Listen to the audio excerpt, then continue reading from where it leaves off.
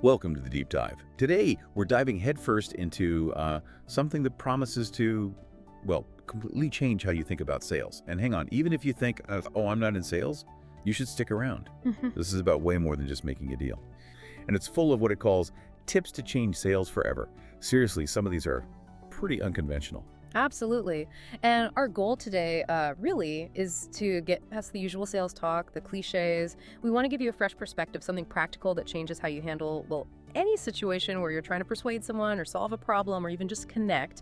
It's not just for the sales pros out there. It's genuinely about effective human connection, understanding people. Okay, let's jump right in then. The first tip from the source is kind of a shocker. Don't be enthusiastic. Now, that just goes against like everything I thought I knew. My first reaction is you need energy, right? Yep. What's the thinking there? Well, it's fascinating, isn't it? It challenges that whole idea that you have to be super high energy all the time. The source basically argues that too much enthusiasm, especially if it feels fake, makes the client uncomfortable. Uncomfortable how? Like they're watching an ad, or some kind of performance. It doesn't feel real. It kind of screams, I'm selling something, instead of, I'm here to help. Ah, okay, so it's about authenticity. Exactly. Calm confidence, the source suggests, feels more like a partnership, less like a pitch. It whispers solution. That actually makes a lot of sense. Okay, so if the first rule is dial back the energy, the next one feels related. Don't insist on the sale or push the client. Again, seems counterintuitive. Your goal is to sell. Where's that line between, gentle guidance and actual pushing? Yeah, that's a good question. The source is pretty clear here. It warns that pressuring someone, especially if they're only sort of interested, just makes them dig their heels in. It triggers that psychological reactance. You push, they pull back instantly. Even if they were leaning towards it. Exactly. The source even says it's like trying to pay them to buy something. They'll still refuse if they feel pushed. So it's not just about losing that one sale. It's about the trust. You damage the relationship. You lose future possibilities too, potentially. Precisely. It's about creating space for them to decide, feeling like it's their choice, not like they were backed into a corner. Okay, so we're not cheerleaders. We're not pushy salespeople. What are we then? This leads to a really core idea, I think. Identify your client's problems. Don't give a speech. This feels like the big shift, doesn't it? Flipping the whole script. It is. It's moving from being focused on your product, your company, your stuff, to being focused entirely on their problem. The source puts it bluntly. The client doesn't care how great you think your stuff is. Oh, but true. Probably, yeah. They care about one thing. Can you help them with their issues in their world? Yeah. It forces you to, really listen first, understand what they're up against before you even think about your solution. So are you talking at them or with them? That's the question. That's it, exactly. Are you delivering a monologue or engaging in a diagnosis? Which brings us neatly to the next point. Think like your client. Easy to say, but how do you actually do that? Get inside their head. Yeah, it takes practice. It's really about empathy as a practical skill, not just a fuzzy concept.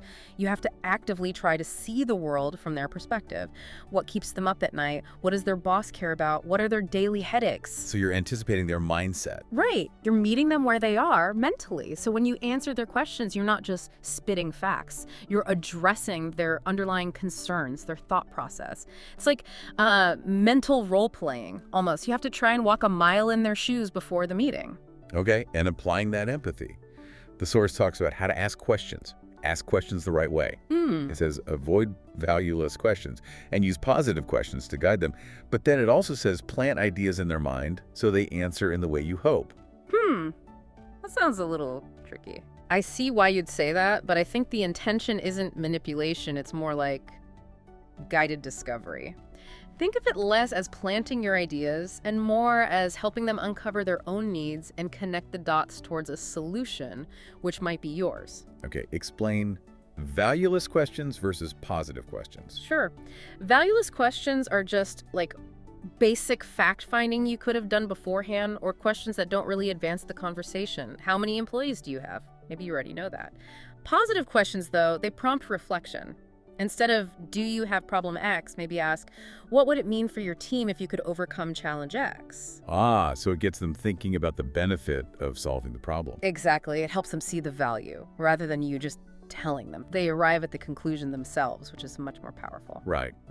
Okay, now let's tackle something huge. Don't fear rejection. This has got to be the toughest one for most people. Yeah. Rejection feels awful. Yeah, how does the source help us deal with that? It reframes it completely. It asks, what do you really want from this interaction? A sale, ideally. But if someone isn't interested, they just aren't. Pushing won't help. So rejection is information. Yes. It's efficiency. The source points out, what if they told you no right at the start? Think of the time and effort you'd save. Huh, never thought of it that way. An early no is actually a good outcome in a way. It's a successful qualification out. It frees you up. It's data about fit, not a judgment on you personally. Seeing it that way can really change your whole approach. Less fear, more focus. Okay, I like that reframe. In this next analogy, I think it pulls all these threads together really well. Think like a doctor, not a salesperson.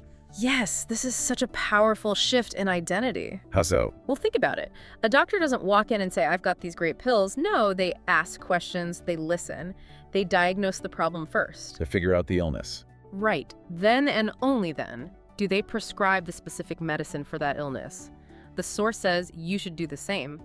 Understand the client's symptoms, their problems, diagnose the core issue, and then offer your solution as the tailored prescription. So you become a trusted consultant, not just someone pushing a product. Exactly. It builds immense credibility. You're focused on their health, their well-being, not just making a sale. Deep listening, precise diagnosis, tailored solution. Trust follows naturally. And following that doctor model, the next tip makes perfect sense. Money comes last. It does, doesn't it? You wouldn't expect a doctor to lead with the bill. No, you want the diagnosis and the plan first. Precisely. The source says if you mention price too early, the client just fixates on how much instead of what do I gain. The cost feels huge when it's disconnected from the value. But if they understand the benefit. If they're completely convinced you understand their problem and have the right solution, then the price becomes an investment. It's relative to the value they now clearly see. Build the desire, demonstrate the value, then discuss the cost. Strategic sequencing. You got it. Psychology of value perception. Okay, this last one is genuinely wild. Maybe the most counterintuitive advice here. Never lose a meeting. Yeah. But wait, it says if a client is happy with a competitor, don't try to switch them. Just apologize for taking their time and aim to make a friend, not a client. Seriously. Seriously. It sounds crazy from a short-term sales perspective, right? Yeah. But think long-term. What does that honesty and lack of pressure do? Well, I guess it leaves a good impression. They don't feel attacked. Exactly.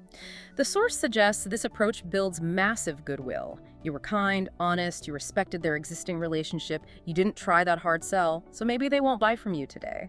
But who will they think of when a friend asks for a recommendation? Or if their current provider messes up? The honest person who wasn't pushy. Right, it turns a lost meeting into a relationship building opportunity. You gain an advocate potentially, a deposit in the trust bank. What's ultimately more valuable, a single, maybe forced sale now, or a long-term trusted relationship that could bring referrals or future business. It's a different game. Wow.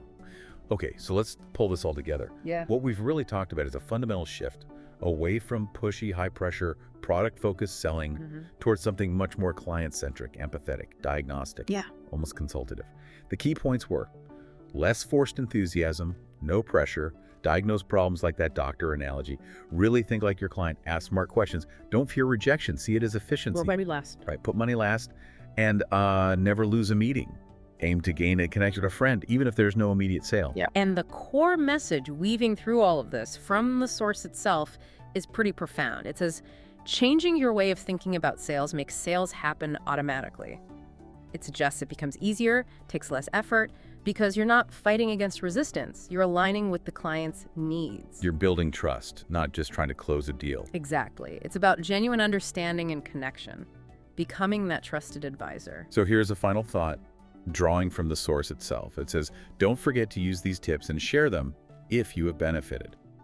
After hearing all this, how might you, listening now, apply these ideas, not just in a formal sales context, but maybe in any conversation? Where could thinking like a doctor, focusing on understanding problems first and building trust, make a difference in your everyday interactions? Something to mull over. Thank you for joining us on this deep dive. Keep exploring, keep thinking critically.